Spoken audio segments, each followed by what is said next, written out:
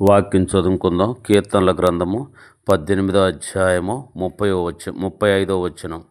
నీ రక్షణ కేడమును నీవు నాకు అందించుచున్నావు. నీ కుడి చెయ్యి నన్ను ఆదుకొనును. నీ సాత్వికము నన్ను గొప్ప చేసెను. దేవుడు చేస్తున్న మేలులు మనం గుర్తెరగాల.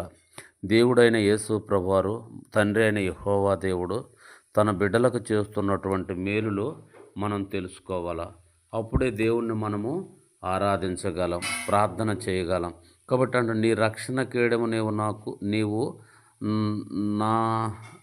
నాదరించుచున్నావు. నీ రక్షణ కేడమును నీవు నాకు అందించుచున్నావు. నీ కుడి చెయ్యి నన్ను ఆదుకునే దేవుడు. తర్వాత నీ సాత్వికము నన్ను గొప్ప చేయును. దేవుడు సాత్వికము మనల్ని గొప్ప చేస్తుందన్నమాట.